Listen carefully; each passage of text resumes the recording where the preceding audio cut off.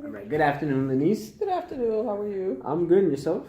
I'm doing so. All right. Well, as you noticed, we are going to have a counseling session today. Mm-hmm. And I just want to specify that anything you say or anything I perceive as harmful to yourself or others, I will have to make a note of it and, contact the appropriate people. Okay, no problem. All right. So let's start off by explaining why you're here today.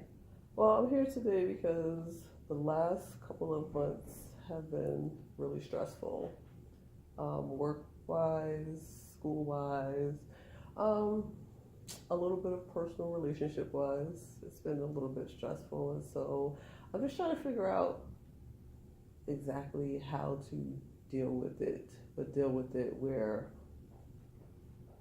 I don't feel so stressful. Okay. Yeah.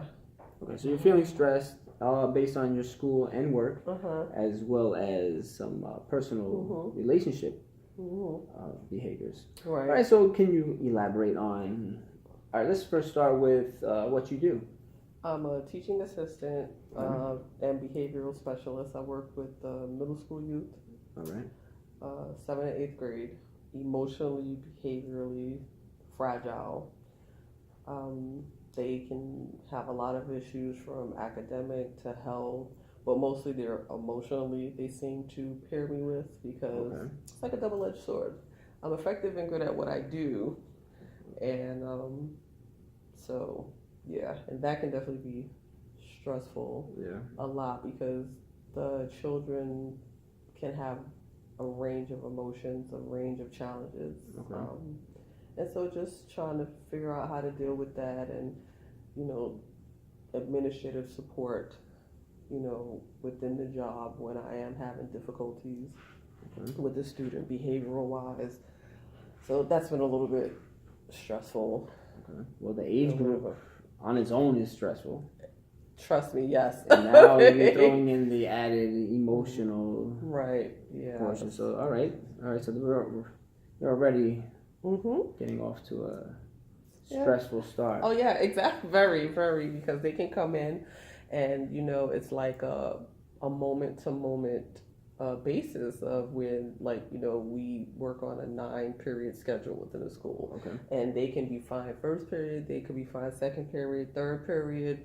Something happens, and it can easily become the rest of the day is shot to hell. So it's trying to deal with them. Yes. It's very roller coaster like. And the thing about it is with some of them, you can't necessarily, you can't really tell where they're at emotionally. So sometimes they come in on a 10 being that they're ready to go off, and that may constitute having them taken out in an ambulance for a psyche valve or whatever. Escalated, that's the word I was looking for, because we focus on de-escalation. So sometimes they come in at that peak. It's not, where it's gradually. They just come in. They're already coming escalated. Yeah, they're already coming in, and now it's okay, what's the problem? You just got off the bus. It's 8:15 in the morning. And then, some days they can, like I said, they can start out easy, and then any little thing sets them off. It doesn't necessarily have to be within the school, something that happened in school. It could, 9 times out of 10, it's usually something outside of the school with home, that type of thing. They're bringing it in. And they bring it in, and because they're middle schoolers, they don't necessarily know how to deal with it. And so it gets expressed in really not healthy or helpful or appropriate ways.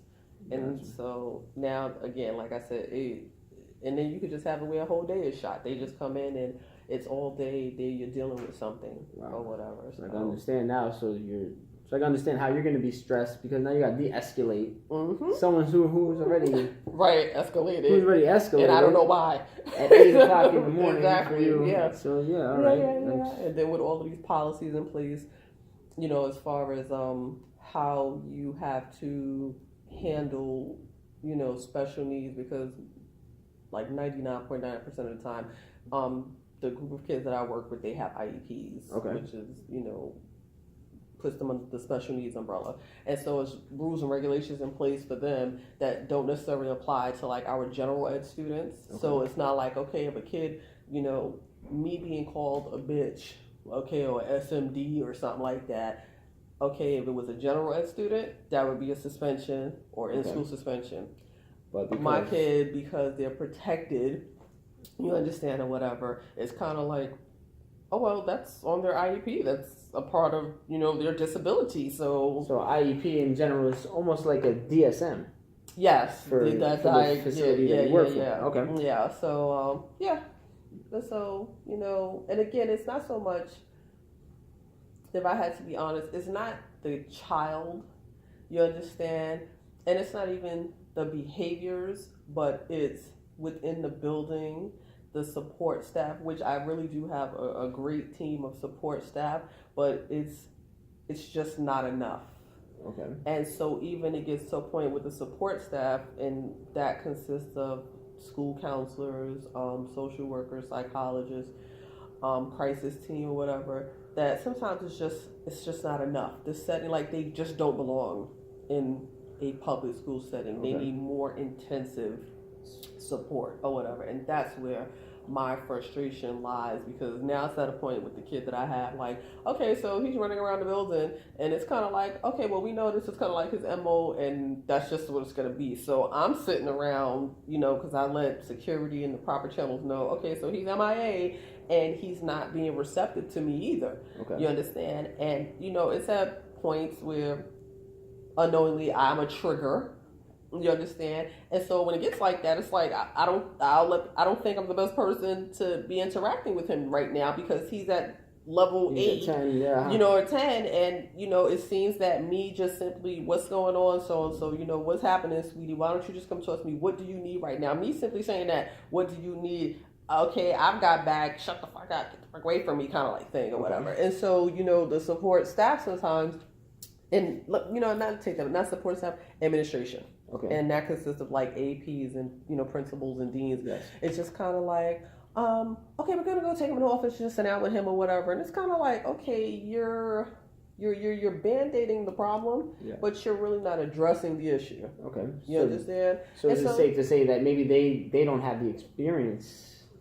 They're not really experienced to deal with these kids as much as you're doing the hands-on. Exactly. More hands-on experience.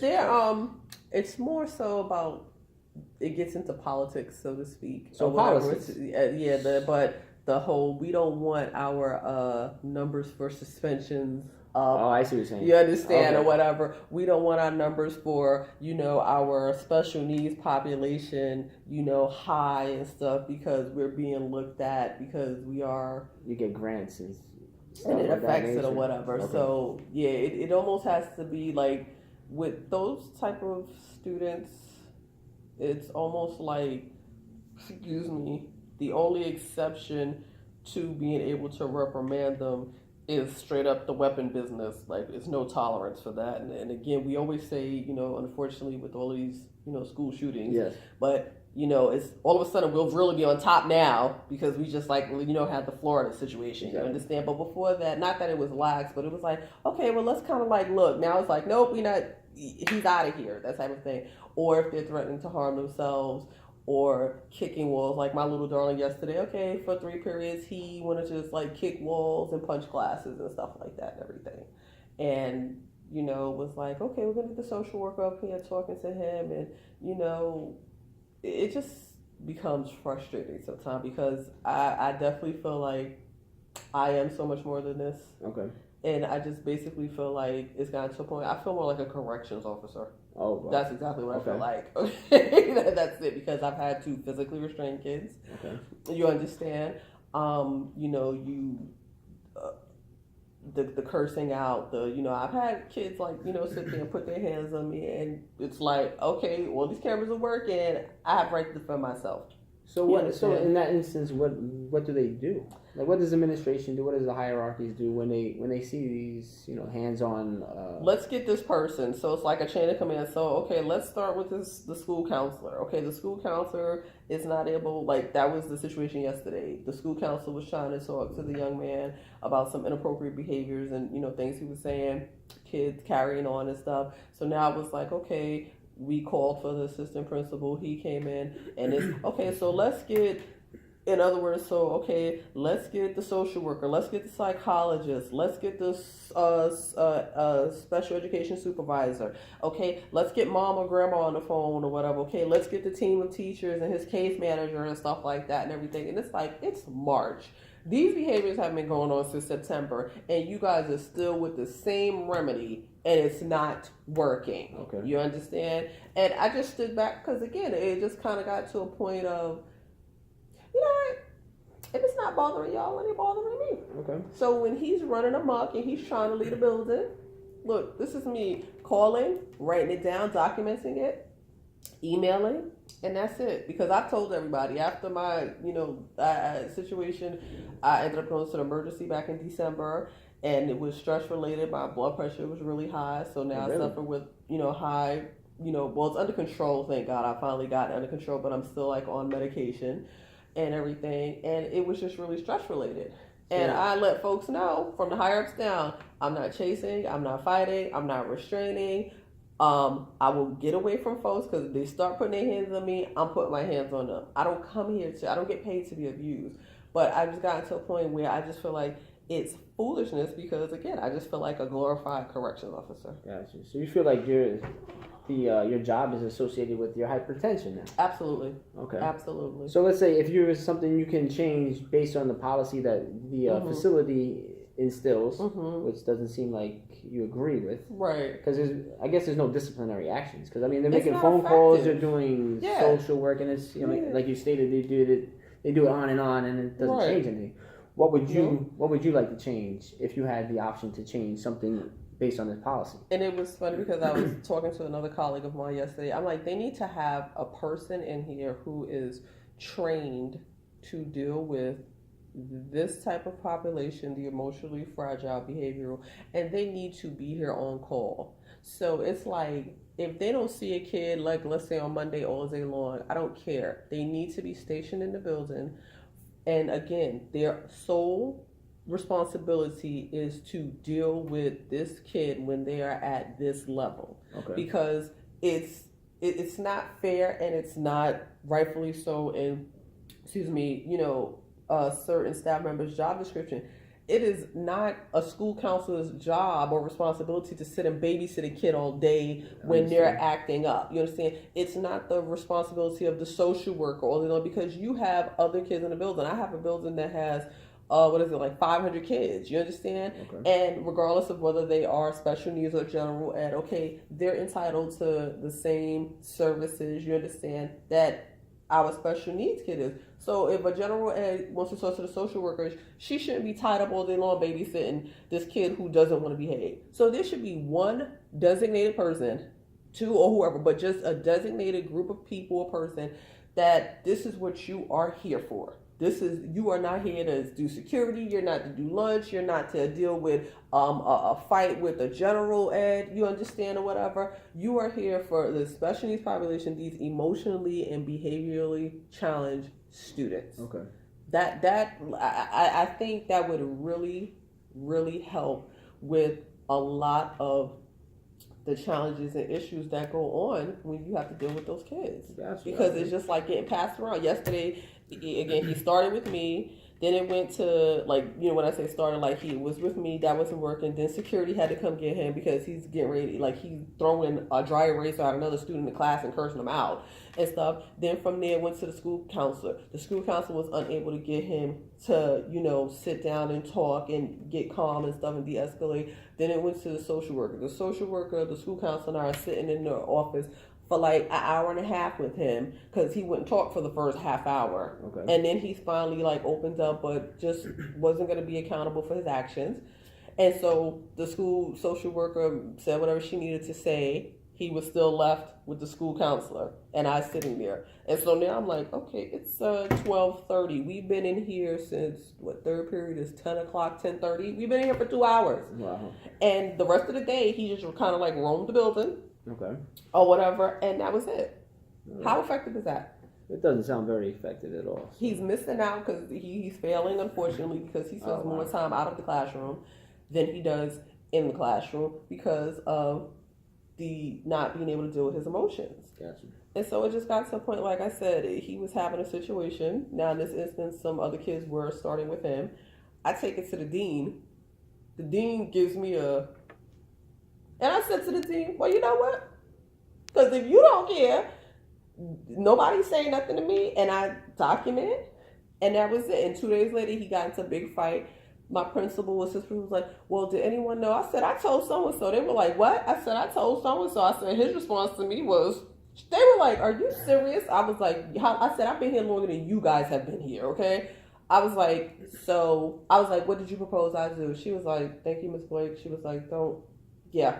And I guess they addressed the next thing I know, I see emails coming. We're going to do this. Can you make sure this, that, and the other? And everything. It's like someone had to tell you to do that. You're the dean. Yeah, basically. And so, like I said, sometimes it just gets, and I'm at a point where, I'm confident in my abilities to handle certain situations. But then there are certain situations that, I'm also smart enough to know, okay, this requires maybe a different type of tactic, exactly. Somebody else. And I don't have a problem ever going to seek out assistance when I need it. Exactly. So, so that would work. All right. So it's safe to say that all your stress is related or is because of the lack of policy, lack of disciplinary policy at the facility, and as you stated, like having some sort of subunit that only deals with the emotional, unstable de-escalation of these problem kids, if you right. All right. So now, you also stated school has become. I mean, this work alone seems like exactly. But and so can't imagine school now.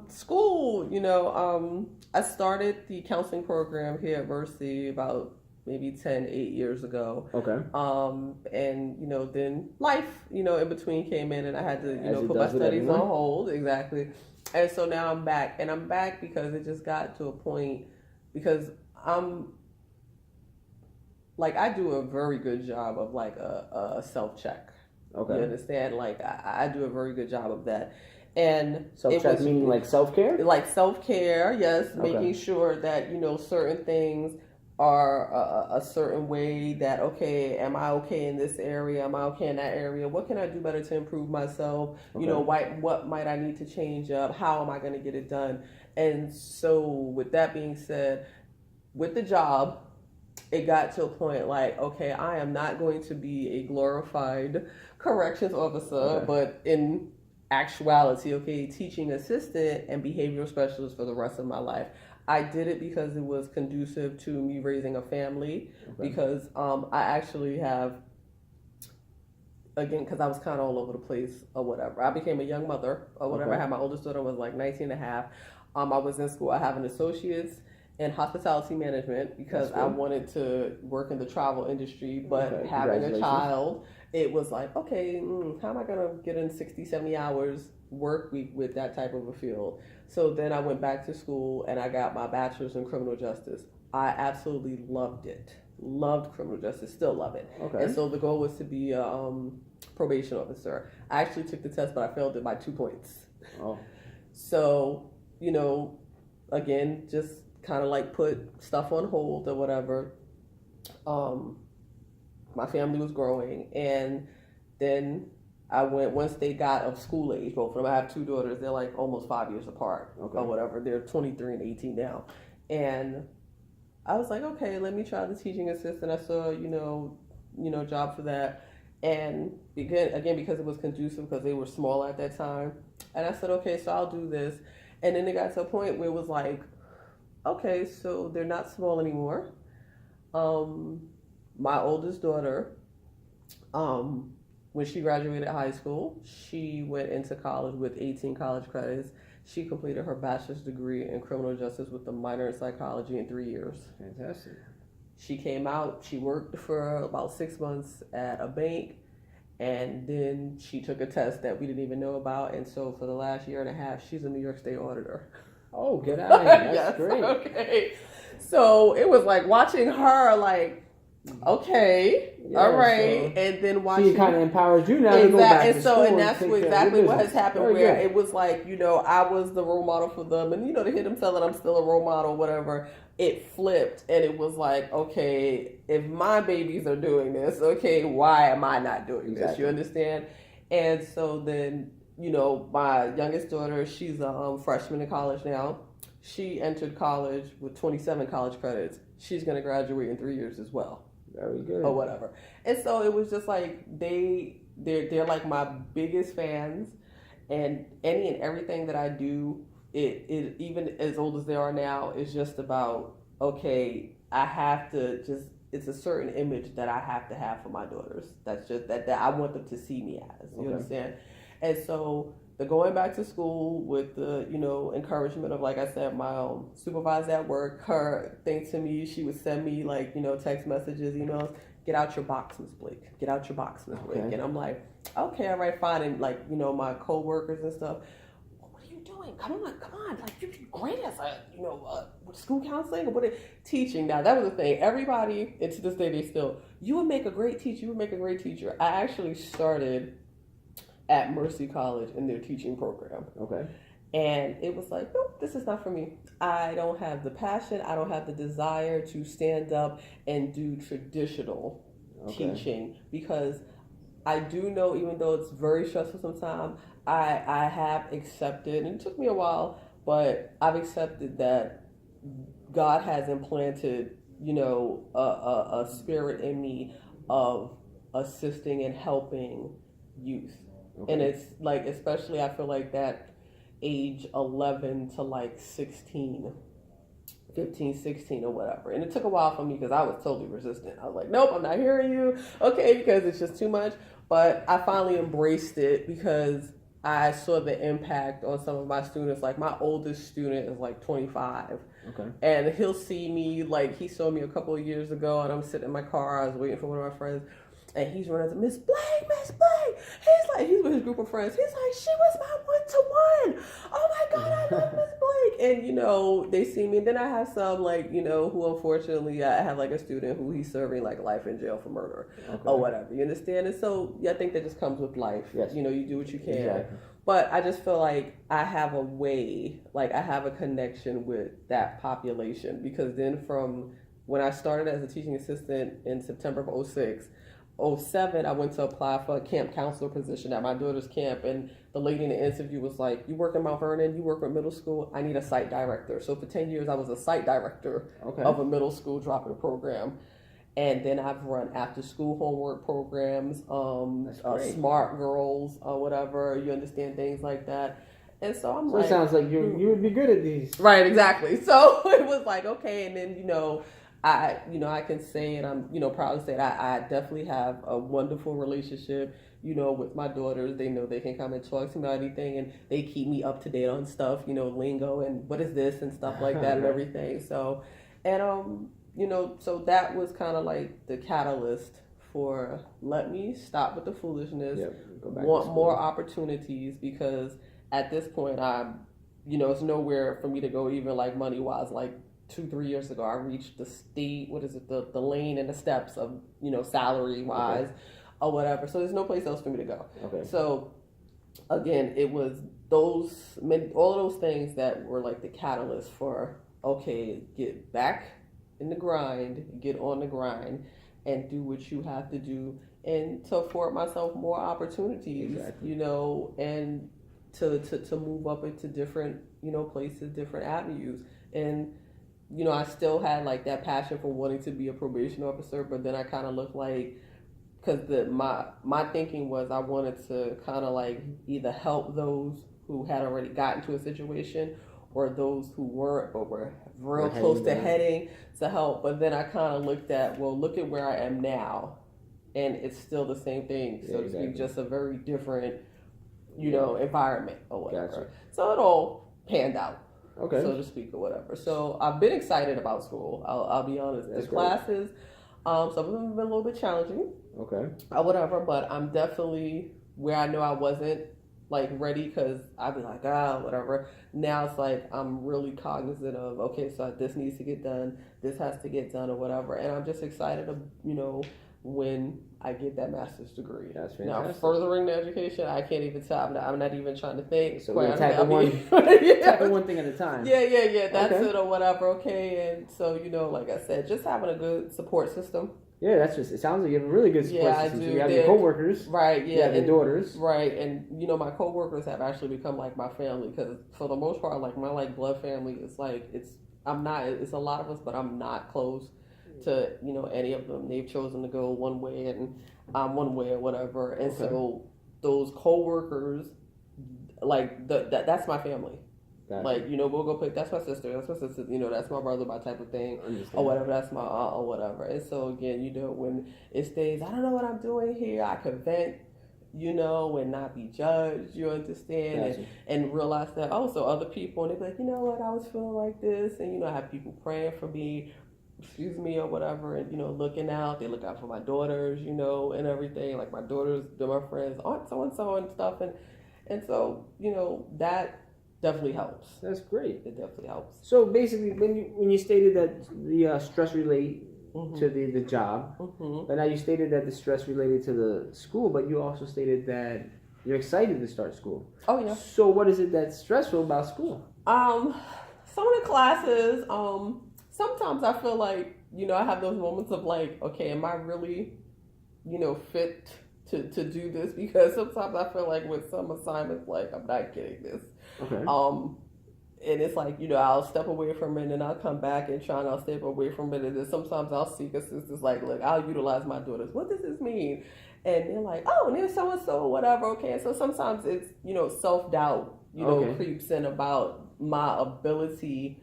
Like, I'm very confident and know that I would make an excellent school counselor, but I know that there's steps to getting to that. And so while I'm confident about I would be great as a school counselor, it's the smart enough. I mean, that's the only word to get there. Right, exactly. Okay. You understand? Like, do I have what it takes? So the hands-on, yes. You got the hands-on. Right, exactly. It's the book work. Right, exactly. You understand the criteria to acquire the piece of paper that says, okay, you've had this, because So is it safe to say that you're more worried that you would be you're more worried that you're going to be perceived that you don't know what you're doing based on the schoolwork, but realistically, internally, you know what you can do, because you basically do it at your job. Exactly. So basically, maybe some of your professors don't actually visualize you as knowing what you do, but realistically, you do this already. I couldn't have summed it up better. I really could have, but the talking and putting it out there, that's exactly what it is. Like I've been doing this for like 13 years and then some, or whatever. You understand? And so again, while I know I'm effective at it, it's you, so to speak, have to prove. I guess that's where you're at. School is where you're proving if you're really fit, to do this or whatever. But so far being back in school, I definitely feel like the professors I have are supportive. Okay. You understand? They're very encouraging. That's good. And I feel like if I had, any questions or concerns about anything, that I could definitely go to them, and, inquire about whatever, and feel like I would be led, in the right direction. Okay. So I mean, stressful. So far, a lot of your stress is still coming from work. School is just school is more internal. Right. Exactly. You are confident that you can get the work done, but you're just not confident that you that you can persuade your professors that the book work is show it, or whatever. Okay. So and while work is out of 100%, it's like 80-90% stressful. It sounds like it's also, but work is absolutely what I do, and where I'm at right now, that is like the main catalyst for me being back in school, because it's like if I don't do that, I want out of here. Okay, definitely. Give me free. No, I can see it. I can see it. I understand why you want to. Yeah. All right, so now let's tackle the last the relationship stressful. thing, yeah. Exactly. Let's talk about your relationship. So I've been divorced. It's gonna be 8 years coming up this spring or whatever. And I have excellent friendship. I mean, they're big, but still co-parenting. With my ex, their dad or whatever. But it's like I think most people. Okay, it's like sometimes it's like I get lonely. Okay. Because I know I'm not a serial dater or anything like that. Okay, I don't bring people like to my house, you understand, and things like that or whatever. Okay, and it's like it would just be nice to have someone that when you're having, even though I have people that I can, if I'm having a stressful day, but I think it's just different when it's a significant other. Gotcha. You understand? So it's like it would be nice to have that, and it just kind of seems like it's just not happening. Really? Okay. So I'm just like, what's going on here? You understand? And I would love to be married again. Okay. Yeah, I would absolutely love to be married again. I'm done with the kid thing. Yeah, I'm done with that. Okay. Yeah, it was fun while it lasted. God bless anybody who's having kids over the age of 40 and 45 and stuff, because the energy, okay, I'm just like, oh my God. Now it's like, look, all I ask anyone is, can you just text me where you're going and who you're with? Okay, well, just have a point of reference now and also your job. Yeah, and in school and stuff like that. So I'm like, no, but it was like I was dating someone for a little bit, and it looked like it was going in the right direction, but then it just or whatever. And what happened there? I think it was just miscommunication. I don't think he was ready, because he had shared that he had been married over almost 15 years ago, and unfortunately, terribly, that his wife cheated on him. And he had evidence of this, and stuff. And then he's had relationships since then, and they haven't worked out. And so, where I don't half-ass do anything. Okay. You understand? And so, relationship-wise, you understand, it's I'm a giver by nature. That's just how I am, or whatever. And so it was I feel like I was, even though he claimed that he wanted X, he wanted to be remarried, wanted X, I just feel like I was at a different place than he was. Okay. And so when I would question, because I'm like, okay, this doesn't seem right, because I mean, don't most people, 90% people talk about actions of what counts? Yes. You understand? And so it's the actions weren't matching up with the words. Okay. And so when I questioned, and it wasn't to say I didn't want to be with you, it was okay, what's going on? They got kind of defensive. And it would be, I'm not ready, I'm not trying to deal with stress, I'm not trying to deal with drama. And I'm like, what are you talking about? I'm just asking you, a question. And, he was an older gentleman, and I'm like, okay, this is what people do in relationships. They they should, you understand, communicate. And because I know that was lacking greatly in my marriage, it was something I'm very mindful of going forward. Okay. You understand? So right, exactly. Right. And so I'm like, okay, so you're married because I'm asking.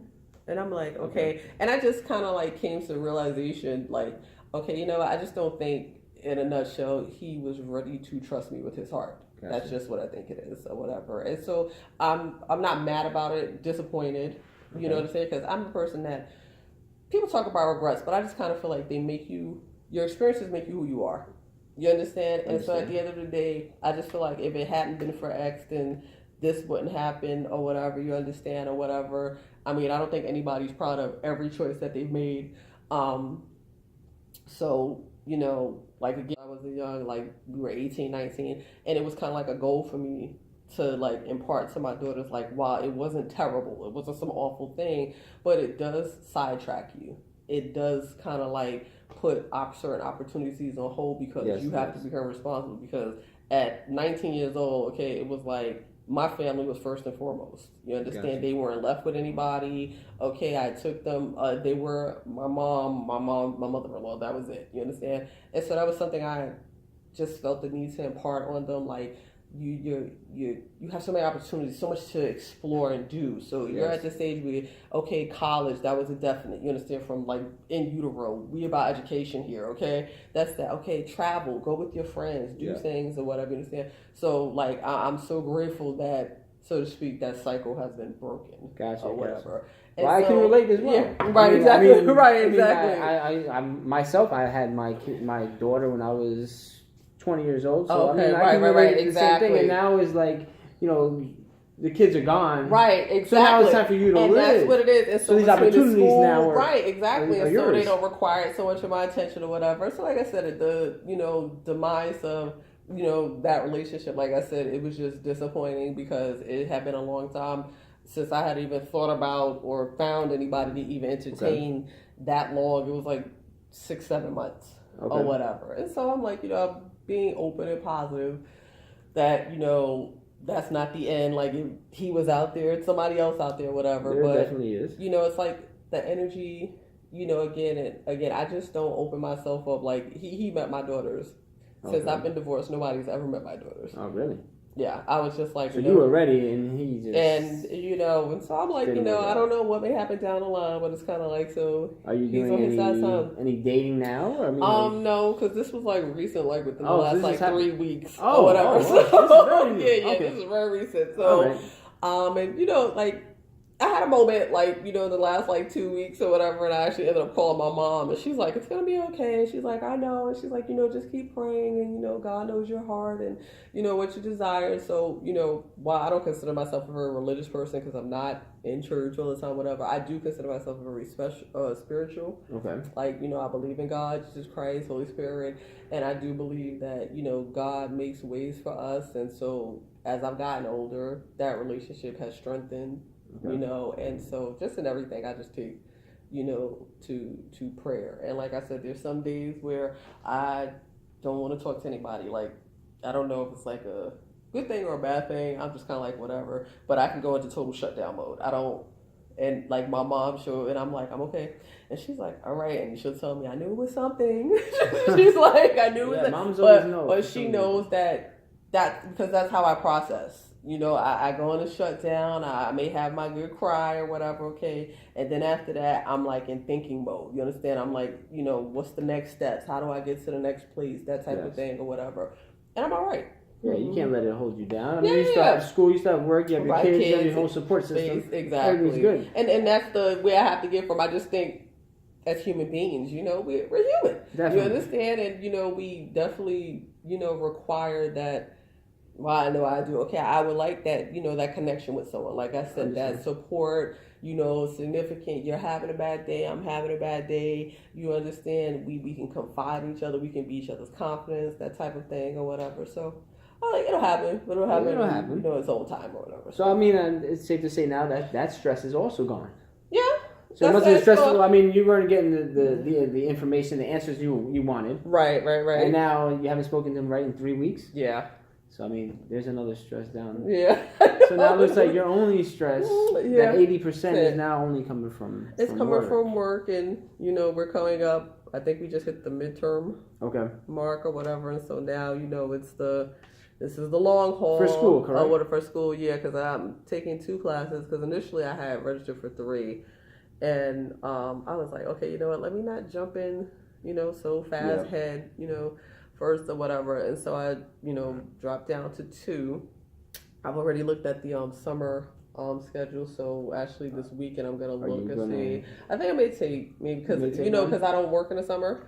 Oh, you don't work in the summer? So you have a lot of time. Yeah, exactly. So like June 23rd or something. So you're gonna be unstressed for a while. Yeah. But I know for me too, it's kind of like, I don't know. I think I have like a little bit of ADHD because it's like something to do, and I like to constantly keep my mind, occupied, with something or whatever. And I was thinking it may not be as stressful because I won't be working. Okay. So I'll definitely have the time to commit and really focus on the studies, and also it helps me to get acquire more classes or whatever, so I don't have as many to go down the line. And you achieve your goal. Exactly. Right? I mean, at the end of the day, the goal is to finish school. Yep.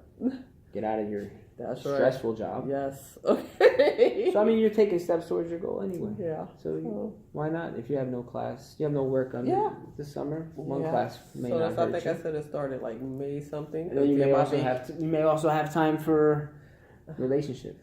Possibly if it happens. Yeah. It's like once I get to a point of, okay, so now I'm not gonna because it's kind of like, like waiting for a pot to boil. It's like, Gotcha. yeah, so I'm like, no, if the classes, that'll keep me occupied, going out with like my girlfriends and stuff, doing stuff because nobody has to get up early to go to work, so we can do a paint night, we can do a girl so all your friends basically we all work, like, nice. but like my closest or whatever, girlfriends or whatever, one is the attendance teacher, one is the school counselor, and the other one is the teaching assistant like me. We've been there at the same time, together, whatever, and we travel. Like I said, we just booked our airline for Jamaica, so we'll be in Jamaica in August for 7 days. Gotcha. Whatever, and just kind of like unwind, and my daughter will be home from school.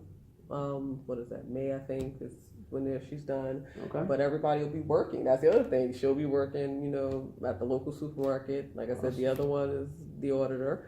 And so you have time. Yeah.